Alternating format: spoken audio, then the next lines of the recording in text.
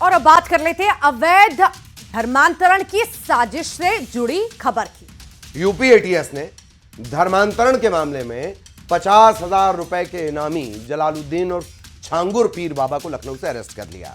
Police ने जलालुद्दीन की सहयोगी नीतू उर्फ नसरीन को भी गिरफ्तार किया। पुलिस को जलालुद्दीन के ठिकाने से पिछले कुछ सालों में करोड़ों रुपए की फंडिंग के सबूत भी मिले हैं।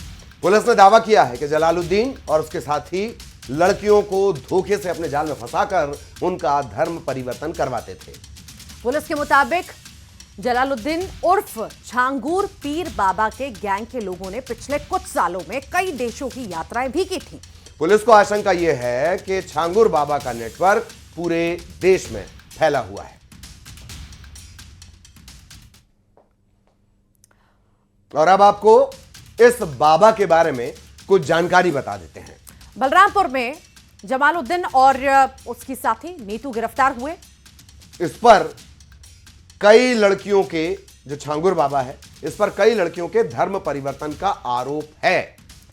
100 करोड़ की फंडिंग के सबूत भी पुलिस को इस मामले में मिले हैं। अवैध धर्मांतरण, गलत तरीके से अवैध धर्मांतरण के लिए विदेश से करोड़ों रुपए भेजे जाने की खबर है। और कुछ ही सालों में जमालुद्दीन ने 40 से 50 देशों की यात्रा भी की है।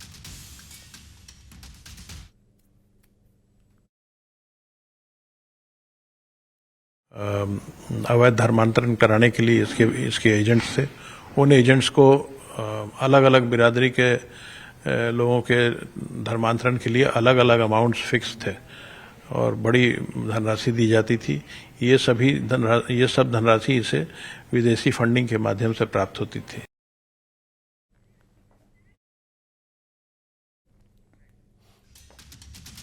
और इधर यूपी में धर्मांतरण का मास्टरमाइंड छांगुर बाबा को गिरफ्तार कर लिया गया है।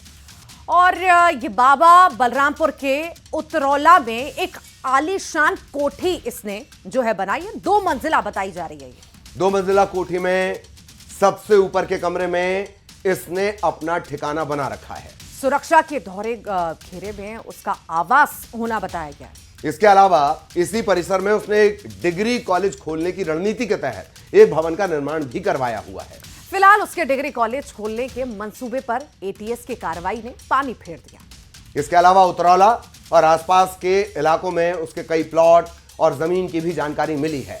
शहर में एक व्यावसायिक दुकान भी है जिसकी बिक्री करने के फिराक में भी है। फिलहाल एटीएस की कार्रवाई की पूरी क्षेत्र में खासी चर्चा भी हो रही है। छांगुर बाबा को यूपी एटीएस ने गिरफ्तार कर लिया है। कौन है जलालुद्दीन उर्फ छांगुर बाबा, आइए हम आपको बताते हैं।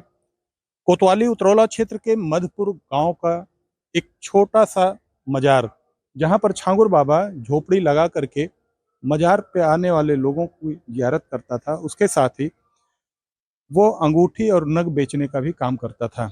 छांगुर बाबा अचानक इतना बड़ा प्रॉपर्टी कैसे बना लिया, यह काफ़ी दिलचस्प है। जो आरोप लगे हैं छांगुर बाबा पर धर्मांतरण कराने के, उसकी झलक इस महल नुमा कोठी में दिखाई पड़ती है। छांगुर बाबा जो झोपड़ी में रह करके अंगूठी और नग बेचने का काम करता था, वो अचानक करोड़ों रुपए की संपत्ति का मालिक कैसे बन बैठा, यह यहाँ के लोगों के लिए भी चर्चा का विषय है।